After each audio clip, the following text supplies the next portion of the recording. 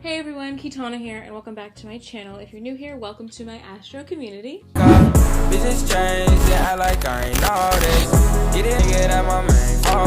And in today's video is a very important one. I'm going to teach you guys how to read a birth chart. And I'm not gonna lie to you guys, this like cafe astrology chart on the screen, this chart is like training wheels. It's not really like a real birth chart. And this is what I'm gonna teach you guys how to read in this video. This is more important than the other one, and you're gonna learn how to ride this bike instead of the other one, which isn't as descriptive as this one. And learning how to read a birth chart is such a life-changing skill, and in this video, I'm gonna teach you how to read one in 5 easy steps. And whether you are beginner or advanced, this video is very helpful for you. So I'm going to get right into it. Now, first things first, before we get started with the 5 steps, I just want to clarify what websites I use, what house systems I use, and kind of like the basic fundamental things about a chart. So first things first, I use Astro.com. Now, most people use Astro.com. It's the most accurate website, I would say. Now, Astro.com calculates a birth chart wheel for you. It doesn't do the cafe astrology little chart thing.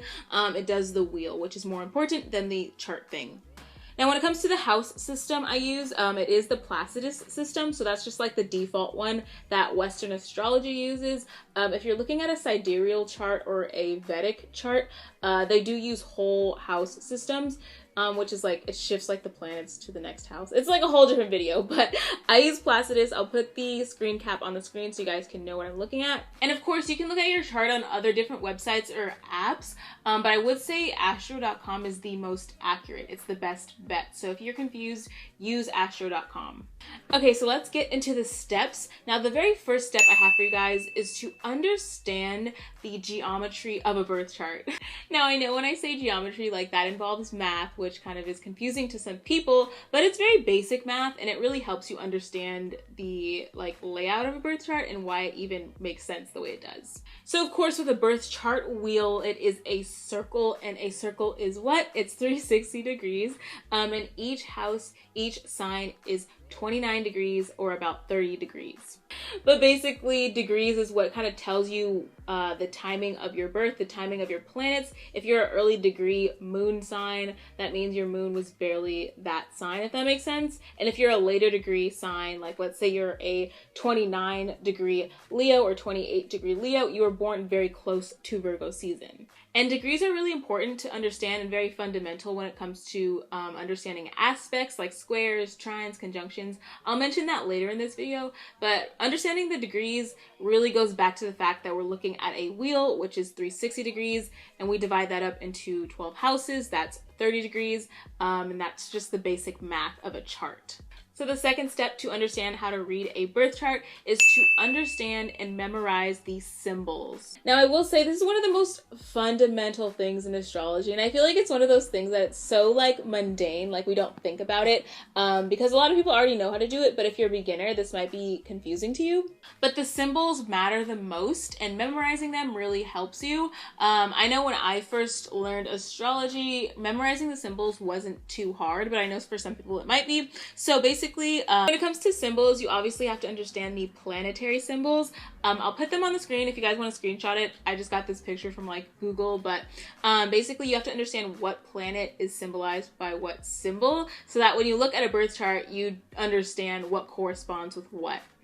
And then, of course, it's important to understand the asteroid symbols too. If you guys are into asteroids or curious about them, you have to understand those symbols, planetary symbols, and then you have to understand the aspect symbols. And then obviously you have to understand the zodiac symbols. Now, the zodiac symbols aren't terribly important. I feel like everyone knows the zodiac symbols, but to understand the planetary symbols is really vital. And when it comes to aspect symbols, when you have a chart from Astro.com, you have the aspect symbols on the bottom. And to understand the aspect symbols means you can just read the aspect symbols and understand it. Like, you'll see that your sun is conjunct the moon. You understand what the conjunction symbol looks like. Okay, so the third step to knowing how to read a birth chart is understanding the houses. Now, I would say this is basically the most important thing when it comes to reading a birth chart, and this is really the thing that takes you from being a beginner to being more advanced. And then I do have a video series about the houses on my channel already. I'll link that down below. But in those videos, I more so describe the houses. And for this video and learning how to read a birth chart, it's important to understand what planet rules each house. So obviously we all know the order of the zodiac signs. It starts with Aries and it ends with Pisces. So therefore, like, the 6th house is naturally ruled by Virgo, 7th house naturally ruled by Libra, etc., etc. But in each person's chart, it varies. So some people might have their 6th house ruled by Leo and whatever.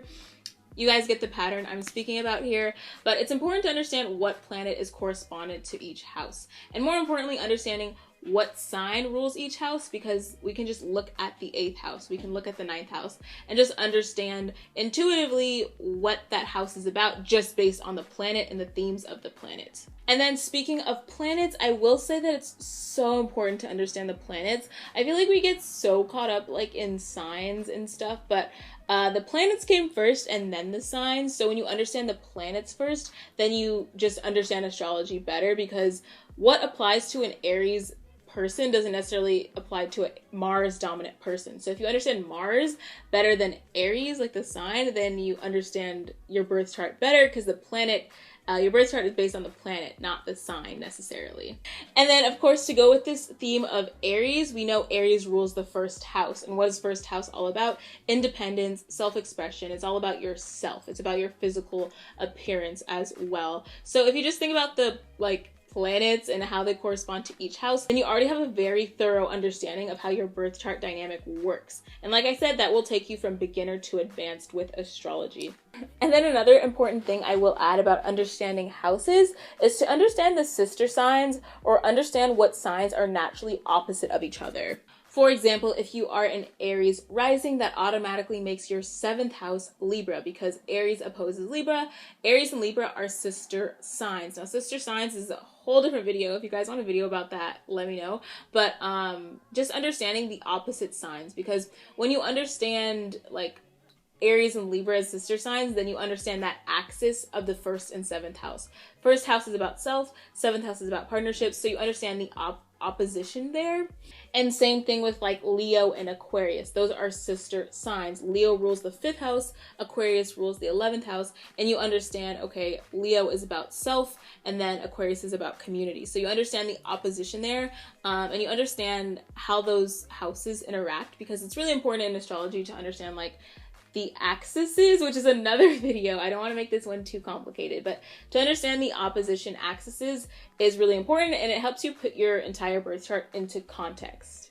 Okay, so the last thing I will add about understanding houses is interceptions. Now, interceptions is obviously a huge thing in like Western astrology, and it's kind of confusing, but to simplify it for you guys, basically it's pretty common, I would say, and in a birth chart, I'll put a picture. It's when like it looks like a sign is taking up like 3 houses or taking up 2 houses, instead of just taking up 1 house. And basically when you have that, it kind of duplicates the sign for each houses. So let's say you're like 11th and 10th houses intercepted or something. You might have like Capricorn on the cusp of those 2 houses, or Capricorn's taking up those 2 houses. So that means Saturn rules both of those houses for you. Now, this is kind of a confusing topic, and I feel like interceptions can be its own video, but in this video, just understand that in this video, I want you guys to understand what interceptions look like and really how to read them. Basically, like I said, the sign does take up 2 houses, and if you calculate your chart on Cafe Astrology, this is the only thing Cafe Astrology is good for, I feel like, is that it shows you in the chart how your houses are intercepted, because you'll have double of 1 sign for 2 houses. I'll put a picture on the screen to explain what I'm saying, but that's good to see what kind of interceptions you have. Really, interceptions just shows a certain amount of inward energy. It also shows amount of like, it shows really a challenge and trouble with those houses and those signs. So it is kind of like a challenging aspect, a hard aspect of your chart. But that could be its own video. So let me know if you guys want a video on interceptions. And then in that same breath of interceptions, we can also look at the house cusps. Now, when it comes to reading a chart, the house that, like the sign that is on the cusp of the house is, I know sometimes we can read a chart and be like, oh, it looks like Sag is my 10th house, because maybe Sag is taking up most of your 10th house, but really it's the sign that's on the cusp that is the ruler of your 10th house, if that makes sense. And then also it helps too to just look at your rising sign. Count the amount of signs up until your 10th house. Let's say you're confused about your 10th house cusp. And whatever sign is 10 signs away from your rising sign is your 10th house ruler. So that's why it's important to know the math and like the house numbers too, because if you know somebody's rising sign, you can pretty much figure out their birth chart. You don't really need like, well, you do need a birth time, but you can pretty much figure out the entire layout of a chart from a rising sign just based on the math and based on the spaces you're counting, cusps, and interceptions. Okay, so the fourth step on learning how to read a birth chart is to understand the aspects. Now, aspects is definitely an advanced topic. Aspects is something that takes you from like intermediate astrologer to like advanced astrologer.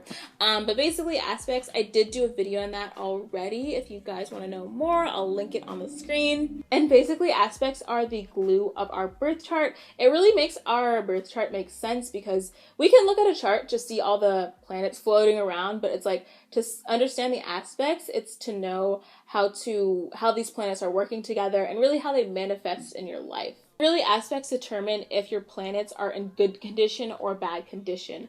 If you have a well aspected Jupiter, it's in good condition. If your Jupiter is poorly aspected, then it's in not so good condition. So with that being said, the top aspects, the major ones, is conjunction, trine, sextile, square, and opposition. And aspects really have to do with like the geometry and math of the chart, because a conjunction is within 8 degrees when two planets are within 8 degrees of each other. A trine, I think, is like it's when planets are in the same modality. Like it's when, like, let's say you have your Cancer moon trining your Pisces Mars. It's because they're in the same water sign, so that means the water houses are making a trine, if that makes sense.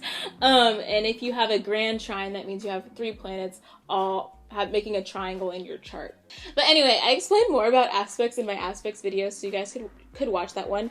Also, square is 90 degrees. Opposition, like I said earlier, when you have 2 signs opposing each other, that's an opposition. We have 2 planets opposing each other in different houses, that's an opposition, which I believe is 180 degrees, and then a sextile is, I think, 60 degrees. So that's when I think that's when planets are aspecting each other and it's like 2 houses apart, is when you will see a sextile. And a sextile is a positive aspect, a trine is a positive aspect, conjunction is neutral, and then squares and oppositions are the challenging aspects. So that touches on what I said earlier about, let's say you have a Jupiter that is poorly aspected, that means it has like squares, it has oppositions, it's not really comfortable in your chart. Whereas if you have a positively aspected Jupiter, it would be trining other planets, it would be sextile other planets, it wouldn't be opposing or squaring anything else. Okay, so the 5th step to know how to read a birth chart is to understand the angles in your chart. So understanding angles, now this is probably more like an advanced topic, but it's really fundamental to know. And basically the angles of your chart are the 1st house, 4th house, 7th house, and 10th house. And those houses are most important when it comes to understanding your chart and understanding a person. And angles really matter when it comes to understanding how that manifests in your life. And I will say that the 1st, 4th, 7th, and 10th house are really like the most important houses in your chart when it comes to really understanding your life, like I said, but really those are very, very important houses to understand and really important to look at and consider when you are reading a birth chart. And like I said, I already have a video about the houses on my channel, but just a quick breakdown. 1st house is self, 4th house is family, 7th house is partnership, and then 10th house is career. So when you, let's say you have like a lot of planets in the 1st house or 4th house or 7th house or 10th house, this roughly means that those planets are at an angle in your chart, so they really influence your life in a very impactful way. Now, that doesn't mean like any other planets in any other houses aren't impactful.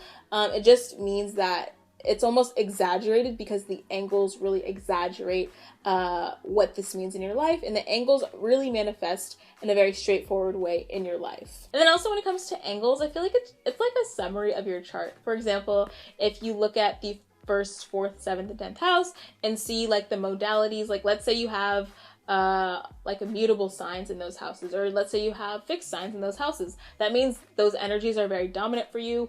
Or if you have like water signs in those houses, or fire signs, that means that element is dominant for you. So whatever planets you have in those angular houses, those energies are almost amplified and very exaggerated for you. And to read a birth chart, it's really important to understand how that manifests in your life.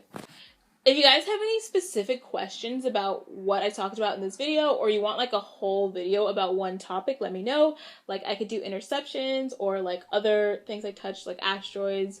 But just let me know in the comments if you guys want to see more videos. And then let me know in the comments any questions or anything I missed in this video. Like I said, if you want your own personal reading of your chart, go to my website, theastrokits.com. And I'll see you guys in my next video.